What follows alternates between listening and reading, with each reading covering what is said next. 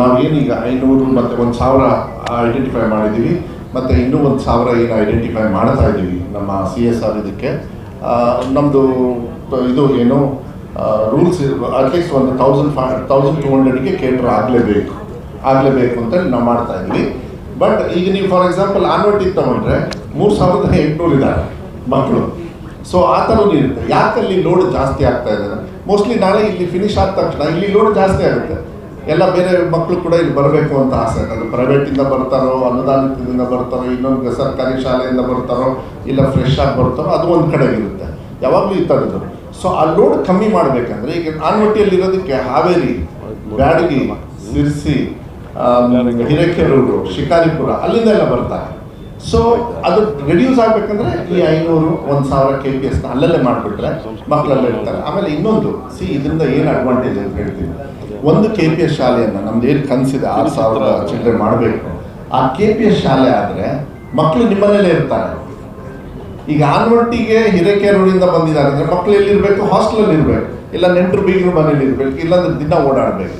ಹಾನಗಲ್ಲಿಂದ 22 kilometre, ಹಾನಗಲ್ಲಿಂದ ದಿನ 22 kilometre ಮಕ್ಕಳಿಗೆ ಓಡಾಡಿಸ್ಬಿಟ್ರೆ ಅದು ಭಾಳ ಕಷ್ಟ. ಆದರೆ ಹಾಸ್ಟೆಲ್ ನಾವು ಕೊಡ್ತೀವಿ. ಹಾಸ್ಟೆಲ್ ನಮ್ಮೂರಿಗೆ ಸಿಗಲ್ಲ, ಸ್ವರ್ಗದವರಿಗೆ, ಯಾಕೆಂದರೆ ಹೊರಗಡೆಯಿಂದ ಬಂದವರಿಗೆ. ಇದೆಲ್ಲ ಕಮ್ಮಿ ಮಾಡಬೇಕಂದ್ರೆ, ಆಮೇಲೆ ಹಾಸ್ಟೆಲ್ ಟ್ರಸ್ಟು ಕಮ್ಮಿ ಮಾಡಬೇಕಂದ್ರೆ ಅಲ್ಲಲ್ಲೇ ಇಂಥ ಸ್ಕೂಲ್ ಮಾಡಿಬಿಟ್ರೆ ಅದು ಆಟೋಮೆಟಿಕ್ಕಾಗಿ 1200+. ಅದು ಜಾಗ ಜಾಸ್ತಿ ಇತ್ತು ಅಂದರೆ 2000 ಆಗ್ಬೋದು. ಆಮೇಲೆ ಮಾಡ್ಬೇಕಾದ್ರೆ ಕ್ವಾಲಿಟಿ ಆಫ್ ಎಜುಕೇಷನ್ ಕೊಡಬೇಕಲ್ಲ, ಸುಮ್ಮನೆ ತುಂಬ್ಕೊಡೋಕ್ಕಾಗಲ್ಲ. A section, B section, C, D, E ಎಲ್ಲ. ಅದಕ್ಕೆ ನಾವು ಕ್ವಾಲಿಫೈ ಇದ್ದೀವಾ ಆ ಥರ ಮಕ್ಕಳಿಗೆ ಪಾಠ ಹೇಳ್ಕೊಡ್ತಕ್ಕಂಥದ್ದು. ಆ ಟೀಚರ್ಸ್ ಸ್ಟ್ರೆಂತು, ನಮ್ಮ ಏನು ಫ್ಯಾಕಲ್ಟಿ ಸ್ಟ್ರೆಂತ್ ಬೇಕಾಗ್ತದೆ ಅದೆಲ್ಲ ಇದೆಯಾ ಅಂತ ಮಾಡಬೇಕು. ಬಟ್ ನಮ್ಮದು ಸ್ಟ್ಯಾಂಡರ್ಡ್ ಏನು ಮಾಡ್ತಾ ಇದ್ದೀವಿ 1200 ಅಂತಾರೆ. ಸೊ ADBಯಿಂದಲೂ ನಾವು ಏನು ತೊಗೊಂಡಿದ್ವಿ ಅದು ಫ್ಲ್ಯಾಗ್ಶಿಪ್. ಅದು ಒಂದು ಇದು ಮಾಡಿದ್ದೀವಿ, ಈ ಥರ ಇರಬೇಕು. ಮತ್ತು ಕಂಪ್ಯೂಟರ್ ಲ್ಯಾಬ್ ಇರಬೇಕು, ಫಿಸಿಕ್ಸ್ ಲ್ಯಾಬ್ ಇರಬೇಕು, ಸೈನ್ಸ್ ಲ್ಯಾಬ್ ಇರಬೇಕು, ಬಯಾಲಜಿ ಲ್ಯಾಬ್ ಇರಬೇಕು. 1ನೇ ಕ್ಲಾಸಿಂದ ಕಂಪಲ್ಸರಿ ಕಂಪ್ಯೂಟರ್ ಹೇಳ್ಕೊಡ್ಬೇಕು. 5ನೇ ಕ್ಲಾಸು 6ನೇ ಕ್ಲಾಸಿಂದ ಕಂಪಲ್ಸರಿ ಸ್ಕಿಲ್ ಹೇಳ್ಕೊಡ್ಬೇಕು. ಈ ಶಾಲೆಯಲ್ಲಿ ಇವೆಲ್ಲ ನಾನು ಏನು ಹೇಳ್ತಾ ಇದ್ದೀನಿ ಅದೆಲ್ಲ ಇರುತ್ತೆ. ದ್ವಿಭಾಷಾ ಇರುತ್ತೆ. ಆಮೇಲೆ ಎಲ್ಲ ಕ್ಲಾಸಿಗೂ ಒಬ್ಬರು ಟೀಚರ್ ಕಂಪಲ್ಸರಿ ಇರ್ತಾರೆ. ಅಲ್ಲಿ ಮ್ಯೂಸಿಕ್ ಟೀಚರ್ ಇರ್ತಾರೆ, ಆರ್ಟ್ ಟೀಚರ್ ಇರ್ತಾರೆ. ಸೊ ಎಲ್ಲ ನಾವೇನು ಮಕ್ಕಳಿಗೆ, ಯಾಕೆಂದರೆ ಎಲ್ಲ ಮಗುನೂ ಕೂಡ ಹಾಡು ಹೇಳ್ಬೋದು. ಹಾಡು ಹೇಳೋಕ್ಕೆ ಒಬ್ಬರು ಮೇಸ್ಟ್ರು ಬೇಕಷ್ಟೇ. ಎಲ್ಲಿ ಮೇಸ್ಟ್ರು ಇಲ್ಲ ಆ ಮಕ್ಕಳಿಗೆ ಆ ಮ್ಯಾನ್ ಪವರ್ನೇ ನಾವು ತಗೊಂಡ್ಬಿಡ್ತೀವಿ, ಹಾಳು ಮಾಡ್ಕೊಂಡ್ಬಿಡ್ತೀವಿ. ಕೊಡೋಕ್ಕೂ ಆಗಲ್ಲ, ಯಾಕೆಂದರೆ ತುಂಬ ಶಾಲೆಗಳಿದ್ದಾವೆ. ಬಟ್ ಫಿಸಿಕಲ್ ಟೀಚರ್ ಇರ್ತಾರೆ, ಯೋಗನೂ ಮಾಡ್ಬೋದು. ಅದು ವೆರಿ ಗುಡ್ ಫಾರ್ ಹೆಲ್ತ್. ಅದನ್ನೆಲ್ಲದೂ ಕೂಡ ಮಾಡ್ತಕ್ಕಂಥದ್ದು ವ್ಯವಸ್ಥೆಯನ್ನು ಮಾಡ್ಬೋದು. ಸೊ ಬೇಸಿಕಲಿ ಆ ಮಗುವಿನಲ್ಲಿರ್ತಕ್ಕಂಥ ಟ್ಯಾಲೆಂಟ್ ಏನೇನು ತೆಗಿಬೋದು, ಉಪಯೋಗ ಆಗ್ಬೋದು, ಅದನ್ನೆಲ್ಲದೂ ಕೂಡ ಕೊಡ್ತಕ್ಕಂಥ ವ್ಯವಸ್ಥೆ.